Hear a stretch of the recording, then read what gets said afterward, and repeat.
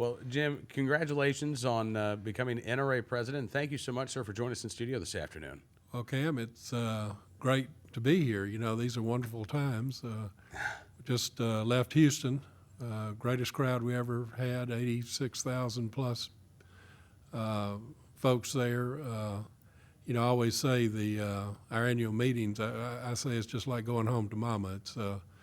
It's where we all get to meet and have a great time, be around like-minded people, and to celebrate what we've done, and to also look forward to where we're going and what we're going to accomplish.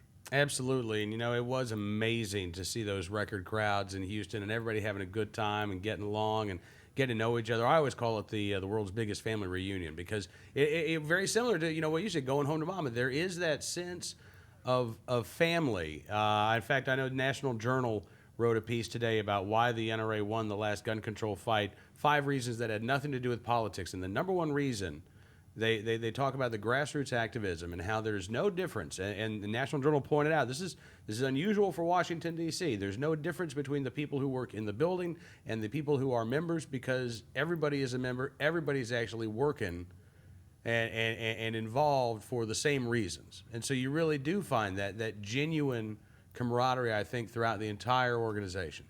Well, you know, the NRA is unique.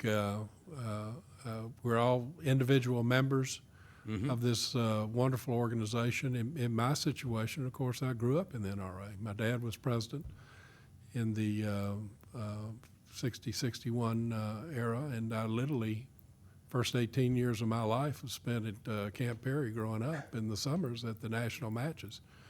All of the organization, I've grown up with it, been involved with it, known all of the officers and the staff people for, gosh, over 40 years. And you know, this is family to me. This is just part of my life, and our membership is so passionate, is so loyal, is so engaged. Mm-hmm. But you know, our folks are just blue collar, salt of the earth, working people.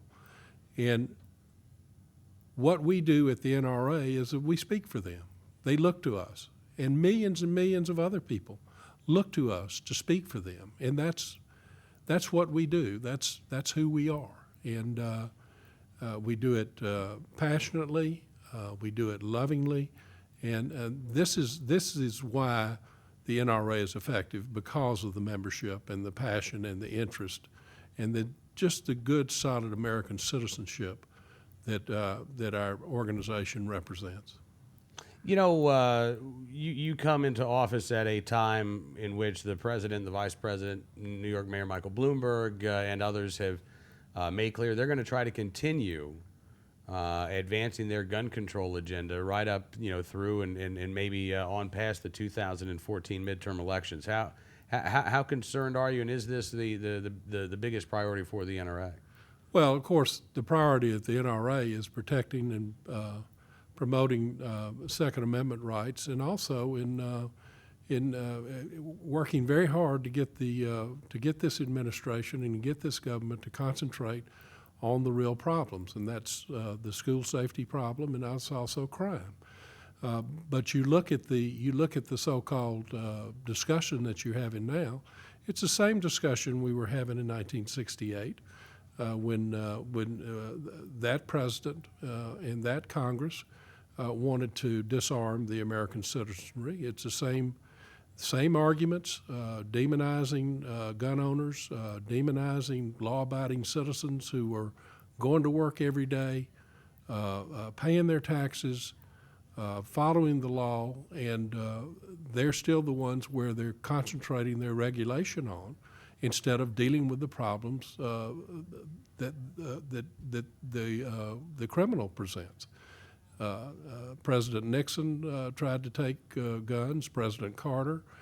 So this conversation is certainly not new, and it's been going on for many years, but consistently the NRA has been successful in this battle because they represent the overwhelming majority of people, and this is what the people in this country want. They believe in individual civil rights. They believe in individual freedoms, And we all know that none of these regulatory laws, confiscatory laws, will have any effect on crime. I mean, that was proven with the Brady gun ban for 10 years, and even President Obama and Vice President Biden have said none of these laws would have prevented Sandy Hook, but we just want to pass them just for a feel-good measure.